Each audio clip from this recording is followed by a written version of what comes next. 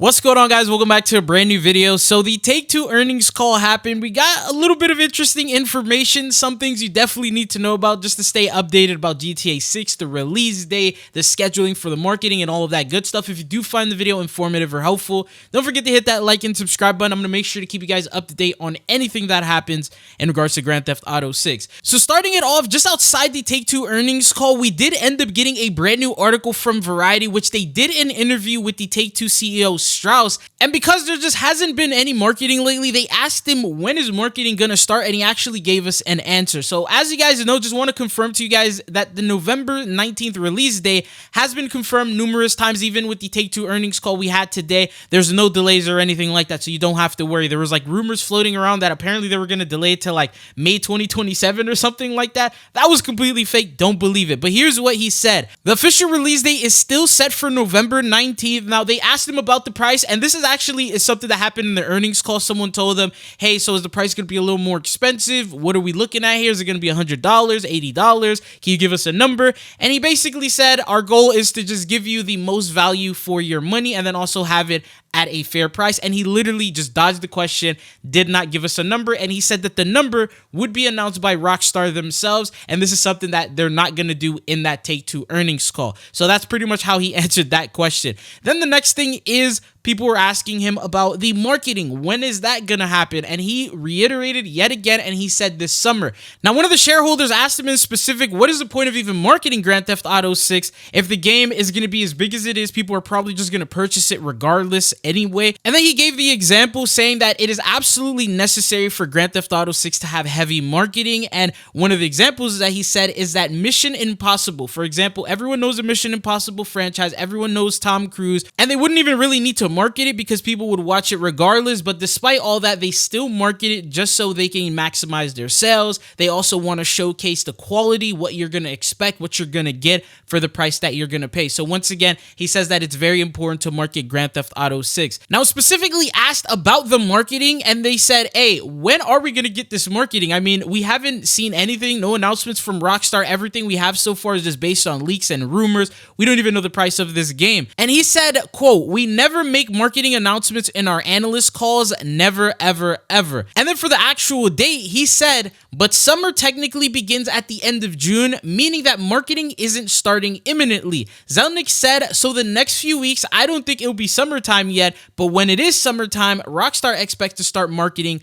Grand Theft Auto 6. So that's basically them telling us here that these next few weeks, you're not going to see anything at all. The start of June, it's not even summer yet. They specifically said summer. When you look at the date of when summer begins, that is on June 21st. So the end of June, maybe start of July is when we're actually going to start seeing marketing drop. And that doesn't even mean pre-orders are going to go live around that time, because that's just the beginning of the marketing campaign. So potentially trailer 3 dropping, we're going to start seeing billboards and things like that. And then later on, pre-orders will start to pop up. So once again, Tom Henderson, an insider which we've talked about in the past before, he specifically stated that the marketing as well as trailers and pre-orders and things like that wouldn't be alive until July, August, and he's right so far. I mean, as much as we don't want to believe him because that's just so far from now, he's been pretty accurate so far with that information. Now, in terms of the Take-Two earnings call, they dodged pretty much every big question that was asked. They would reword it and change it up to ways just letting us know the game is still releasing November 19th, and then they also confirmed that summer would be the time for marketing. But what I'm going to do here is roll some of the questions and answers that they answered in regards to Grand Theft Auto 6 here for you guys, and let me know what your thoughts are down below. But hopefully I'll be seeing you guys back again. Peace. As a follow-up,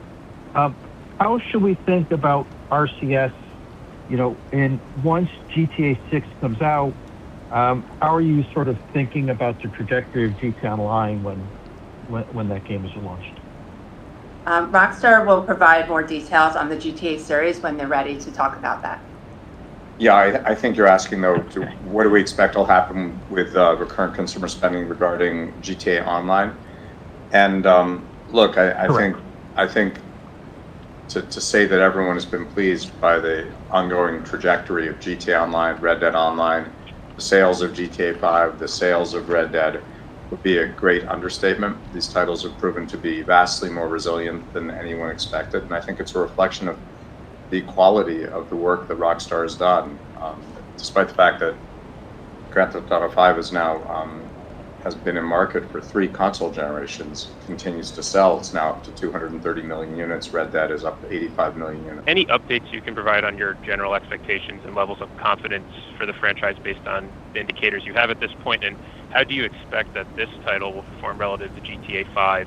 And that, Laney, maybe, I know there's a lot of noise to margins this year with the marketing and the software amort, but I believe I heard you said there's a lot of leverage over the next few years. But can you just remind us how you're thinking about the ability to return to the historic margin levels that Take-Two used to see? Thank you.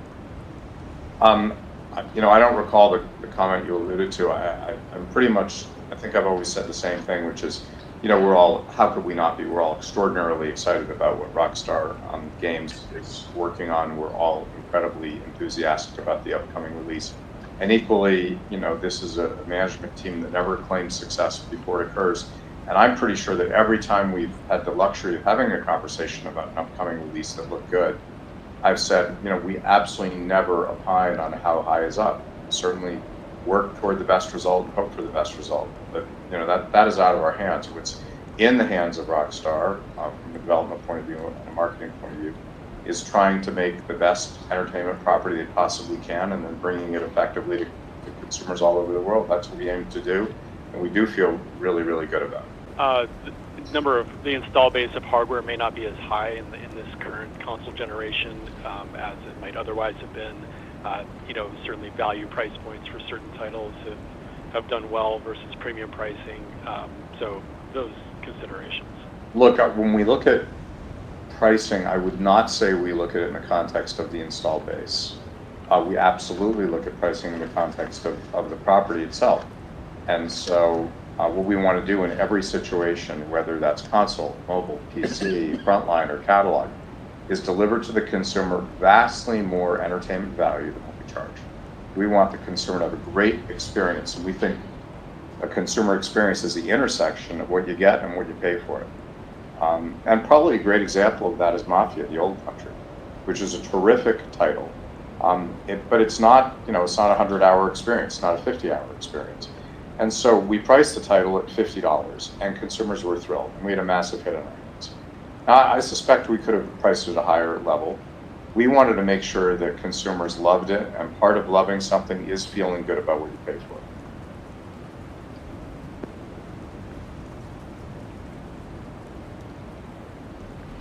Your next question comes from the line of Doug Creutz with TD Cowen. Please go ahead.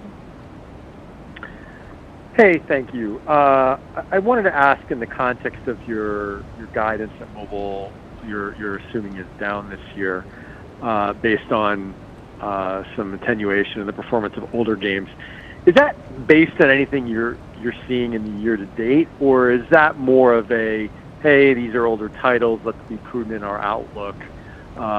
Similar to, I think, for many years you guys sort of said we expect GTA Online to be down because it's a many-year-old live service game, and then it would typically do better. Can you just give some context around that, and then also what you might be assuming for your 2 new mobile launches within that guide? Thank you. So it's a very fair question. We had a great year at Zynga, and I. Can you talk, I guess, philosophically about how Rockstar thinks about building anticipation for a game launch of this scale, and how beneficial that marketing effort can be in terms of sustaining or even building demand for around the current GTA ecosystem, and if that ancillary benefit is baked into your guidance? A follow-up. Well, look, thanks for the question. I'm obviously not going to go into detail. What we've said about marketing GTA 6 is that marketing will start this summer, and as you know, any information around releases and marketing comes from our labels, and that shouldn't be news to you. That said, do we see in any release, no matter how highly anticipated it is, both the need to market the title and the opportunity in marketing the title? We do. And I was asked about this earlier, and because I absolutely refuse to use a title of ours as an example, I use someone else's.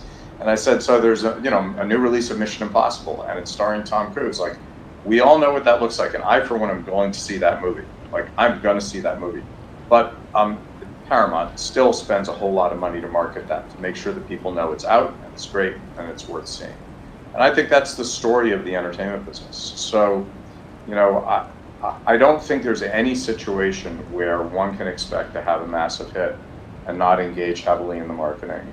And, you know, I think that will be true for this company across the board. I think, again, across the board, actually, I think this company does spectacular marketing, and, you know, whatever we did last year, we got to do better this year. Whatever we do this year, we got to do better next year.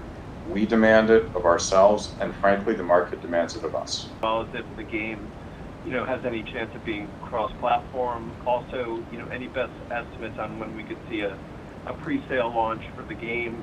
If not, you know, perhaps you could at least provide your best guesstimate of timing on hearing more of these details. Thanks. Yeah, as you know, look, the PC market's a great market, and it's growing for console-type titles, and it's a market we serve avidly. And virtually all of our hit titles end up on all platforms over time.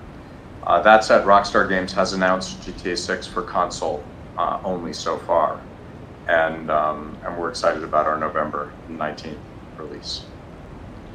I think what I was trying to get at was on real terms, video games have become a better and better deal for consumers over a period of time, and that's a good thing. So I don't think the comments are in conflict. In other words, if you can give people something really great and you can offer it on really favorable economic terms, that's a win-win. So I was really trying to make the point that even though I think the value has grown materially, certainly a video game, you know, released today is vastly more exciting, compelling, intriguing, and longer-lasting entertainment than it was when I was at Crystal Dynamics in 1993. But in real terms, frontline prices have declined. I was using that as a backdrop to point out that we think that the most important thing is to deliver the best entertainment on earth, and then the second most important thing is to do it on really favorable economic terms. But I didn't mean to guide in any way, you know, how you should think about our upcoming unannounced price on any release. You know, that'll become clear to the market in the fullness of time. Whatever it is, though, you know, we want it to represent enormous value to the consumer.